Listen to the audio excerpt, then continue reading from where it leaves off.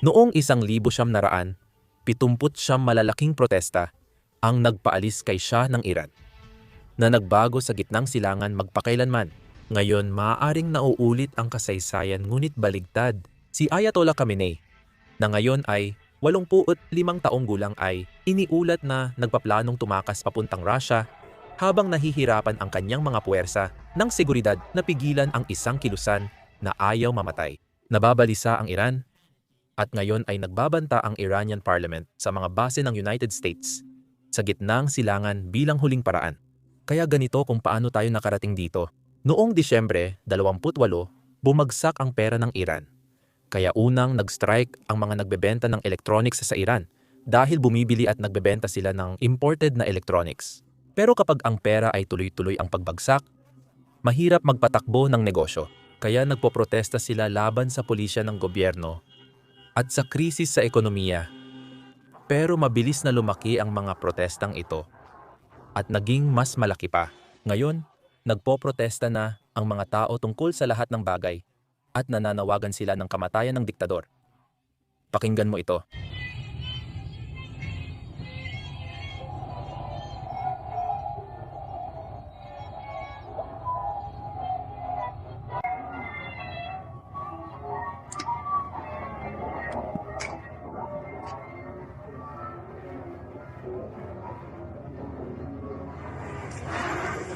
Ngayon, gaya ng nakikita mo sa clip sa iyong screen, mabilis na lumaki ang mga protestang ito. Hanggang Enero 4 kagabi, kumpirmado na ang protesta sa mahigit 108 bayan at lungsod sa Iran. Araw-araw, dumarami pa ang mga bayan na sumasali. Ngayon, hindi rin maganda ang timing nito para sa pamunuan ng Iran. At hindi ko lang ibig sabihin ito sa pananaw ng geopolitika, kundi pati na rin sa usapin ng edad. Ang kataas-taasang pinuno ay 85 taong gulang na at malamang ay humihina na ang kanyang pisikal at mental na kalusugan. Malaki ang epekto niyan. Pakinggan mo lang. Nabanggit mo ang kataas-taasang pinuno. Kailangan kong ituro sa puntong ito na isa pa itong posibleng variable na pwedeng magbago ng lahat. Tama ba? Yung tao ay 85 taong gulang, pinakamatagal na diktador sa mundo at hindi maganda ang kalusugan ngayon. Mahalaga ba yon na siya, alam mo na, o talaga bang ang Revolutionary Guard na ang nagpapatakbo ng bansa sa ngayon? Mahalaga talaga yon. Siya ay 86 na taong gulang at pinakamatagal na autokratang namumuno sa mundo. At isa sa mga bagay na hindi namin inasahan, hindi namin alam nung 1979 Iranian Revolution ay may terminal cancer pala ang Shah ng Iran. Kaya sa tingin ko mahalaga ang ugnayan ng tatlong puwersa. Ano ang pisikal at psikolohikal na kalagayan ng kataas-taasang pinuno? Gaano katibay ang pagkakaisa ng puwersang pansiguridad ng Iran at ano ang psikolohiya ng mga nagpoprotesta? Magkaugnay ang mga ito. Kung maramdaman ng puwersang pansiguridad na nanghihina o mamamatay na ang pinuno, pwedeng magbago ang kanilang mga desisyon. Kung mapansin ng mga nagpoprotesta na humihina ang mga puwersang pansiguridad o may sakit ang pinuno, mas lalakas ang loob nila. At tila, katulad ng naunang Shah, maaaring naghahanda si Ayatollah para sa Plan B.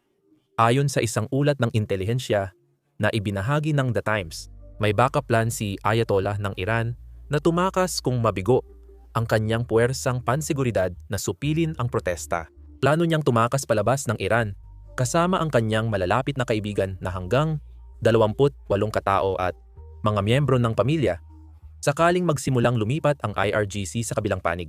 Kasama sa plano ang anak niyang lalaki na inaasahang papalit bilang leader kapag namatay ang kasalukuyang kataas-taasang pinuno. Ngayon, tulad ng hinala ng marami, plano niyang tumakas sa Moscow. Ipaliwanag ko kung bakit. Tingnan ninyo, kamakailan binuksan ni Putin ang Airbnb para sa mga diktador. At tila naging patok ito. Siyempre, nandoon si Assad. Ine-enjoy lang niya ang buhay niya. At pati ang buong entourage niya ay nandoon na rin ngayon. Hindi nakarating doon agad si Maduro. Pero base sa mga ulat, may ilang tao mula sa rehimen ni Maduro ang sinasamantala ang serbisyong ito. At kung kakailanganin, sa mga susunod na araw, si Ayatollah Khamenei ang magiging bagong bisita na sasama sa bagong establishmentong ito. Ngayon, nakaka-interes na lumabas ang ulat na ito sa panahong ito Dahil habang sinusubukan ng kataas-taasang pinuno na tumakas sa bansa, ang parlamento ng Iran ay nagbabanta naman sa mga tropang Amerikano. Tingnan mo itong ulat. Nag-tweet kamakailan si Pangulong Trump. Kung barilin at marahas na patayin ng Iran ang mga mapayapang nagpoprotesta, na karaniwan na nilang ginagawa, tutulong ang United States, nakaantabay na kami at handang kumilos ngayon. Hindi natuwa ang rehimen ng Iran sa pahayag na ito dahil nagbigay ito ng moral na suporta sa mga nagpoprotesta. Kaya't tumugon ang parlamento ng Iran ng isang napakabobong babala. Ang tagapagsalita ng parlamento ng Iran, sa madaling salita, nagbabala ang pinuno na magiging lehitimong target ang lahat ng sundalong Amerikano at base militar sa gitnang silangan kung tutuparin ni Pangulong Trump ang pahayag na handa at armado ang Amerika. Dito na nagiging kakaiba ang mga pangyayari. At sa tingin ko, hindi tama gamitin ang salitang kakaiba sa sitwasyong ito. Mukhang nitong mga araw, sinimulan na ng rehimeng Iranian ang pag-atake sa mga nagpoprotesta. 2 araw lang ang nakalipas. May mga video ang nagpoprotesta na nagpapakitang binabaril ng mga puwersa ng rehimen ang mapayapang nagvi-video ng protesta. Kagabi, nakuha namin ang isa sa pinakanatatanging video footage. Hindi ako sigurado kung maipapakita ko ito sa YouTube. Pero sa lungsod ng Suraj sa Iran, dinakip ng mga puwersa ng rehimen ang isang lalaking nagpoprotesta. Binugbog siya at pagkatapos ay basically pinatay gamit ang baril. Lahat ito ay nakunan sa kamera habang ginagawa nila ang krimen. Ngayon, gaya ng may isip mo, labis na nagalit ang mga nagpoprotesta dahil sa video na ito. Kaya dahil sa mga pag-atake na nangyayari sa mga nagpoprotesta. Ngayon, ang ilan sa mga nagpoprotesta ay inilipat na ang kanilang atensyon sa mga bus na ginagamit ng mga puwersang ito sa Tehran. Sa hilagang kanluran ng lungsod, sinunog ng mga nagpoprotesta ang isang gusali na ginagamit ng mga puwersang Iranian sa lansangan. Habang nangyayari ang lahat ng ito, may mas mahalagang nagaganap, lalo na sa bansa tulad ng Iran. Ang mga babaeng Iranian ay inaalis ang kanilang belo. Sa madaling salita, ang kanilang hijab, mismo sa gitna ng kabisera ng lungsod, Tehran.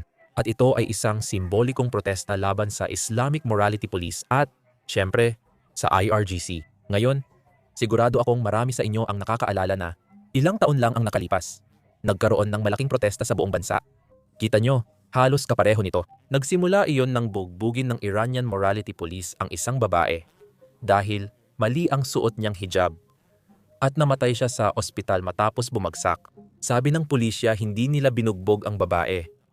Pero sa autopsy, may internal bleeding siya. Ang kalupitang ito ang nagpasimula ng isang malakas na kilusan na tila nagpapatuloy hanggang ngayon. Noong nakaraan, nagawa ng rehimen ng Iran na pahupain ito gamit ang matinding karahasan.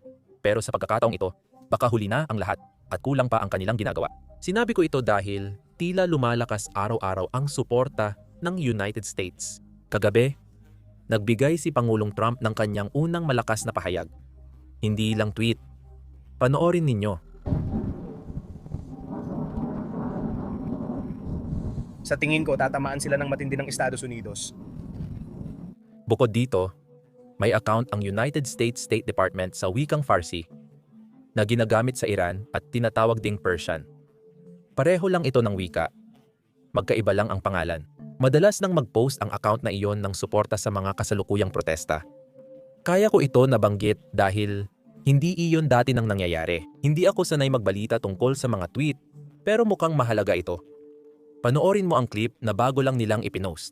Si Nicolas Maduro ay nagkaroon ng pagkakataon tulad ng Iran na nagkaroon din ng pagkakataon hanggang sa nawala iyon at ganon din siya. Ngayon syempre, isinalin o dinub sa Farsi ang tweet na iyon. Pero duda ako kung umaabot talaga ang mga tweet na ito sa mga tao sa Iran dahil pinutol ng rehimen. Tulad ng internet sa buong bansa. Pero buti na lang, maraming naipuslit na Starlink stations.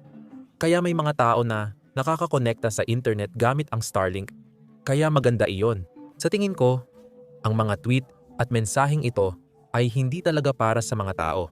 Para sa akin, ito ay para sa security forces o mga tao sa paligid ng pamunuan ng Iran para hikayatin silang ihinto ang pagsuporta dito. Sa huli, ang diktador na Iranian Ayatollah ang naguutos sa security forces na barilin ang sarili nilang mamamayan Hindi sila lumalaban sa dayuhan, kundi sa kapwa Iranian. Noong 1970, madalas ganito ang nangyari. Ang hukbo at security forces ay nagsasabing, hindi na kami babaril sa mamamayan.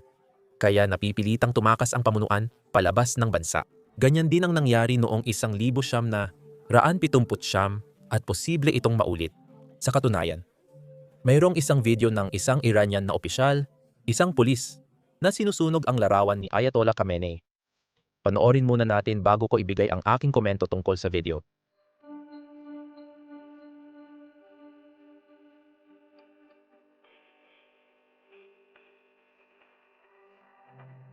Aminado ako, mga pare, halatang peke yung video. Mukhang sinadya lang, tinakpan ang muka para sa internet. Hindi ko sigurado kung nangyayari talaga yan sa Iran. At yun ang problema, di ba? Di natin alam kung anong pagtalikod ang nangyayari. Kung meron man, sa ngayon, kahit lumalaki ang protesta, kaya para rin itong kontrolin ng mga puwersa. Ang problema lang ay ang bilis ng paglaki nito. Araw-araw dumarami ang lungsod na sumasali sa protesta, kaya maaring lumaki ito at hindi na makontrol. Yan ang ikinababahala ng pamunuan ng Iran. At bukod pa dito, may iba pang maaring mangyari mula sa labas.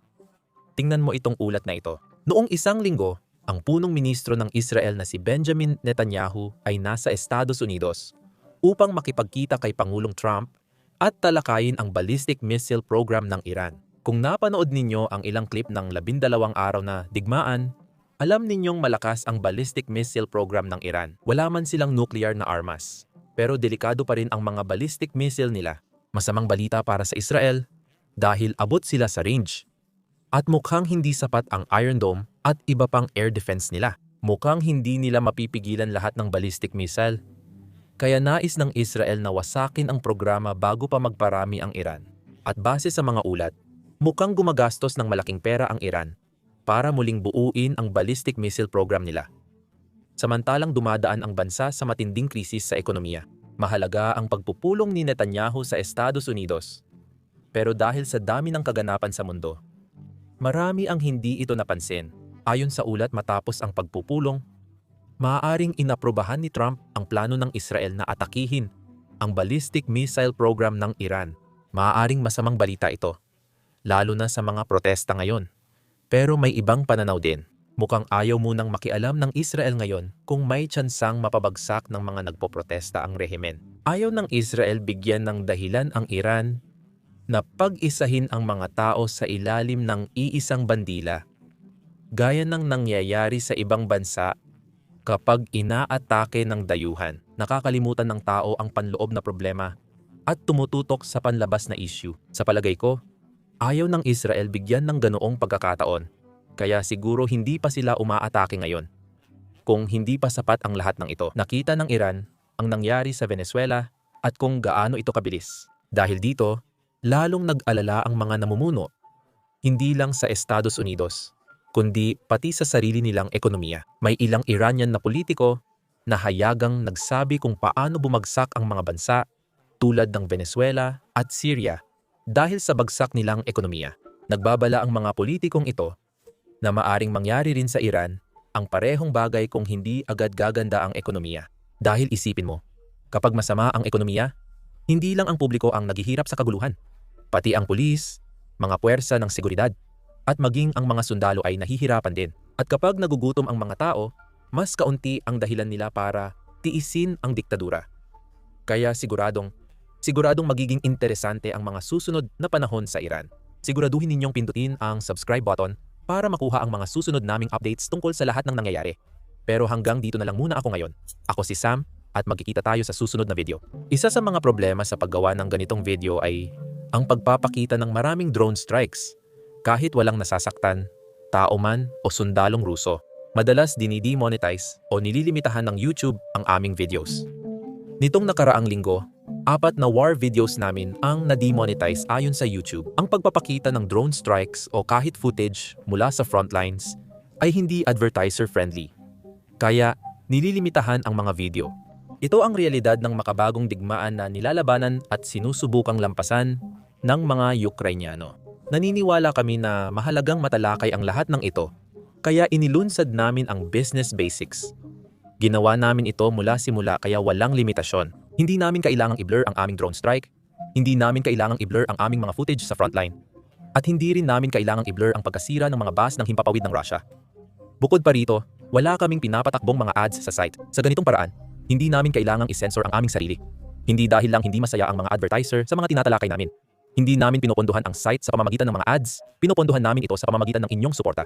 Kaya kung isa ka sa mga interesado sa ganitong klase ng balita, kung gusto mong mapanood ang uncensored videos at exclusive content na di namin ma-upload sa YouTube, sumali ka sa basicsinsider.com. Pwede mo ring i-click ang link sa description or i-scan ang QR code sa iyong screen. Sa pagsali, mapapanood mo lahat ng content na na-upload na namin at lahat ng mga video na i-upload pa namin sa hinaharap. Susuportahan mo rin ang aming coverage at channel, kaya salamat! Ako si Sam, magkita tayo sa susunod.